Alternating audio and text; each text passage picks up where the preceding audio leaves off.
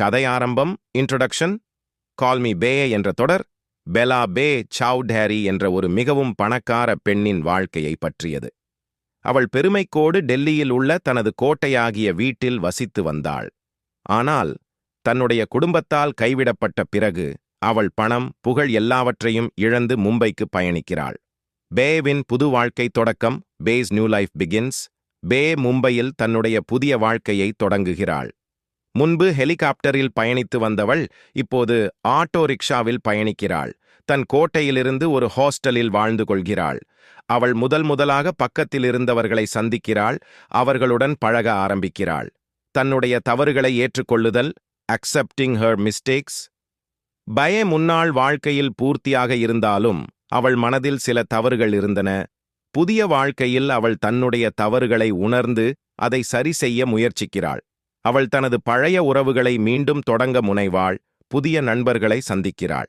சிக்கல்களை சந்திக்கிறாள். Facing challenges. Bag புதிய வாழ்க்கையில் பல சிக்கல்கள் வந்து சேருகின்றன. அவள் பணம் இல்லாமல் எல்லா இடங்களில் பரீட்சைகளை சந்திக்கிறாள். வெறும் அழகான பொம்மையாக தன்னை எண்ணி வந்திருந்தவள் இப்போது தன்னுடைய ஆற்றல், நம்பிக்கை, பரிவு போன்றவற்றை வெளிக்கொண்டு வருகிறாள். புதிய நண்பர்கள், நியூ ஃப்ரெண்ட்ஸ். பேக்கு அந்த புதிய சூழல்களில் சந்திக்கும் நண்பர்கள் மிகவும் முக்கியமானவர்கள்.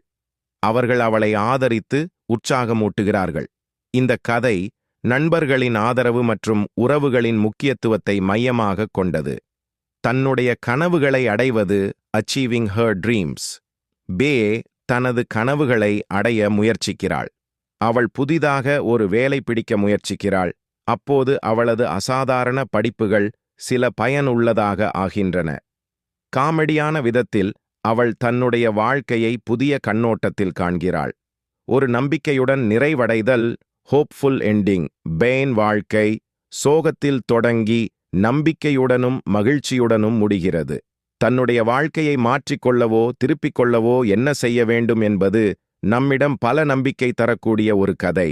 இங்கே முக்கியமானது, வாழ்க்கையில் என்ன வந்தாலும் நம்முடைய நம்பிக்கையை கைவிடக்கூடாது என்பதைத்தான்.